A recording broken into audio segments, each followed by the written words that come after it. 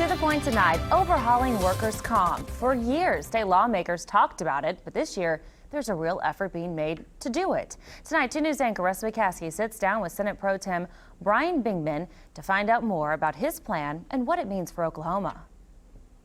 We're with the State Senate Pro Tem Brian Bingman. Thanks for being with us today. My pleasure. Good to be here. All right, let's talk a little bit about probably the most significant thing that's going on at the state capitol, and that's workers' comp reform.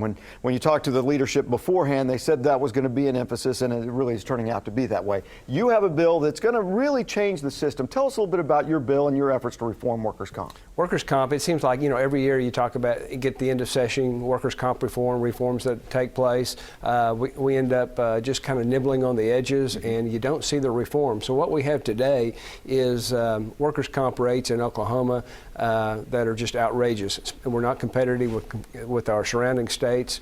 Oregon survey done a couple months ago listed Oklahoma as the 6th highest premiums for workers' comp costs, whereas Arkansas, Texas, and Kansas, they've got some of the lowest rates. We're not competitive right now. What does that do to business in Oklahoma? Well, it drives business out of Oklahoma. Manufacturing plants, that they just pack up their bags, they'll leave.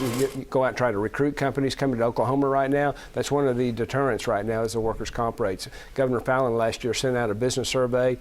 The #1 deterrent to business in Oklahoma, I don't care if it's a 1, 2, person business, small business, or a large corporation, is workers' comp cost. Okay, so you have an effort to kind of take it from a trial system and make it more of an administrative system. Explain a little bit how it would work. Correct. Oklahoma, in the current form, is a judicial system. So if a worker's hurt, lawyers get involved, and it's a long, drawn-out process. So you add a lot of cost to that, the medical costs, the lawyer's cost. So very expensive for the employer. Evidenced by the cost of buying the insurance. Right. So we want to go to an administrative system. Only 2 states are left in a judicial system, Oklahoma, Tennessee. Tennessee's actually working to get out of the judicial system also.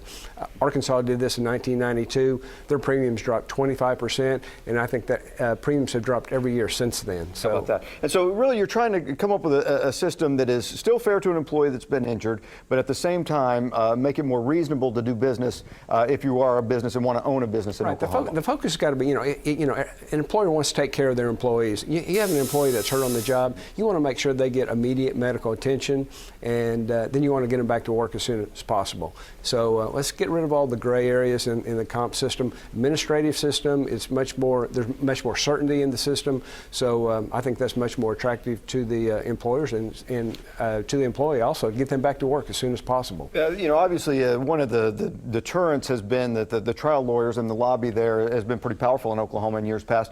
Any reaction or brushback from them at this point? Not yet. I'm sure there will be. They're not going to be real excited about this system because they make a lot of money in the current system. So if we can remove the money they make in the system, there's still room for attorneys in an administrative system, but it's just not as right now. It's an incentive to not go back to work. You want the employees are out of work much longer historically, in Oklahoma than other states. So if you can get that employee back to work sooner, then that's going to be less costly for the employer, and the employee is going to be back working and getting a paycheck. Okay, so it's passed a committee. The governor's come out in support of it, and the Speaker of the House, T.W. Shannon, has said that he's on board with workers' comp reform. It really looks like this might happen. Do you think? Are you kind of getting the feeling that there's momentum this year to really get something done? There's tremendous momentum out there.